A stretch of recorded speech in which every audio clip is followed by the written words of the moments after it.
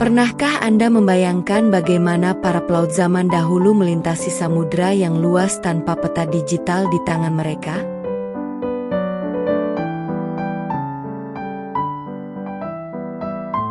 Sebelum adanya GPS yang canggih di ponsel pintar kita, dunia adalah tempat yang misterius di mana arah ditentukan hanya oleh posisi matahari dan bintang-bintang.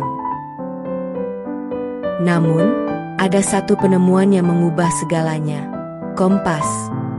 Sebuah alat sederhana yang memanfaatkan kekuatan tak terlihat dari planet kita untuk memandu umat manusia menuju penemuan-penemuan besar dunia.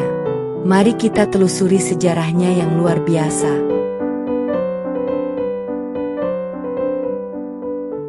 Sebelum kita masuk ke sejarahnya, bagaimana sebenarnya kompas ini bekerja? Rahasianya terletak jauh di bawah kaki kita.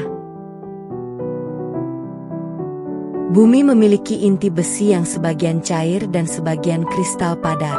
Gerakan di inti luar yang cair inilah yang diakini menghasilkan medan magnet bumi. Medan magnet ini memiliki dua kutub, utara dan selatan. Kompas bekerja dengan mendeteksi dan merespons medan magnet alami ini. Sebuah kompas magnetik terdiri dari jarum magnet yang sejajar dengan medan magnet bumi secara akurat. Namun, ada hal menarik. Jarum kompas tidak menunjuk ke utara sejati atau kutub geografis bumi, melainkan ke kutub utara magnetik. Perbedaan sudut antara keduanya disebut sebagai deklinasi. Navigasi modern harus selalu menyesuaikan perbedaan ini agar tidak melenceng dari tujuan.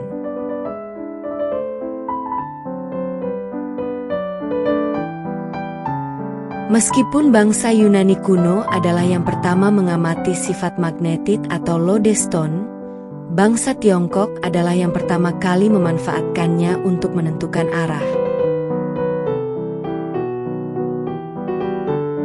Menariknya, kompas pertama tidak diciptakan untuk navigasi, melainkan untuk ramalan dan feng shui.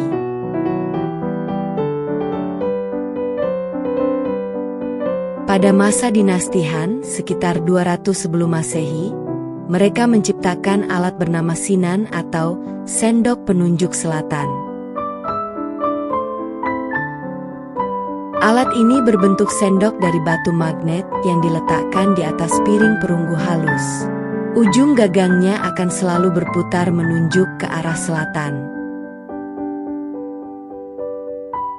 Bagi masyarakat Tiongkok saat itu, alat ini membantu menyelaraskan bangunan dengan alam demi mencapai keharmonisan.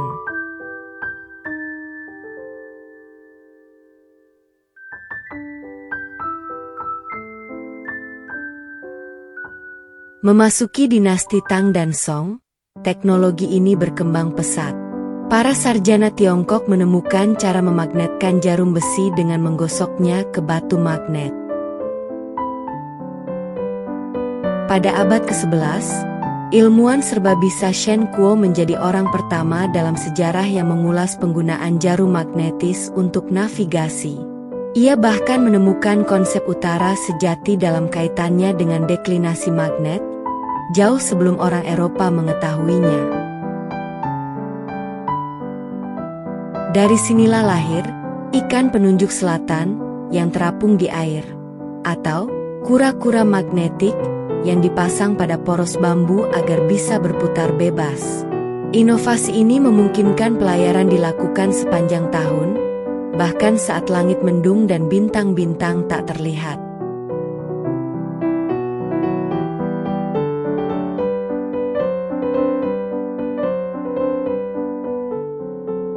Bagaimana kompas sampai ke Eropa? Sebagian besar sejarawan percaya bahwa teknologi ini dibawa melalui jalur perdagangan oleh pedagang Muslim ke wilayah Mediterania sekitar abad ke-12.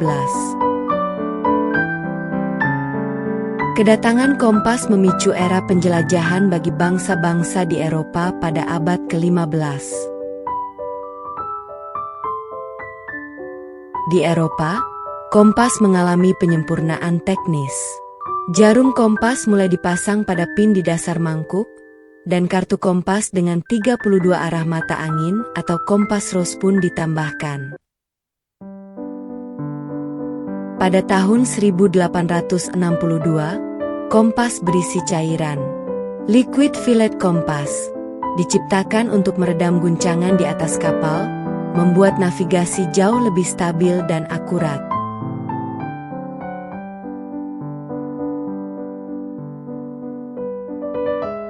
Hari ini, kompas magnetik masih digunakan, tetapi teknologi telah berkembang jauh.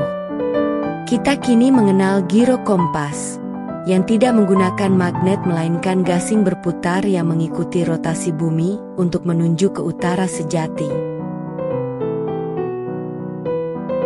Ada juga kompas matahari, solar kompas, yang menggunakan bayangan matahari untuk menentukan arah, sangat berguna di daerah kutub di mana kompas magnetik sering tidak akurat. Dan tentu saja, kita memiliki GPS, Global Positioning System. Dengan jaringan satelit, GPS dapat menentukan lokasi kita hingga akurasi beberapa sentimeter saja.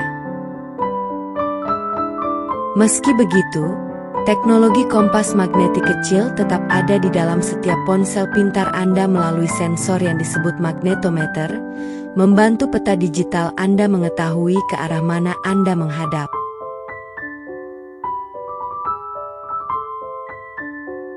Dari sebuah sendok ramalan di Tiongkok kuno hingga satelit di luar angkasa, kompas telah menjadi saksi bisu ambisi manusia untuk menjelajahi yang tak diketahui.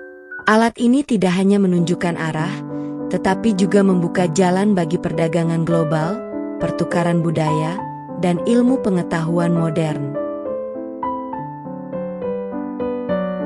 Jadi, kemanapun tujuan Anda selanjutnya, ingatlah bahwa ada sejarah ribuan tahun yang memandu setiap langkah Anda.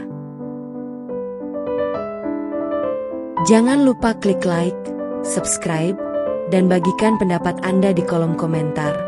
Apakah Anda masih bisa menggunakan kompas manual jika GPS Anda mati? Saya Ewina, sampai jumpa di petualangan berikutnya.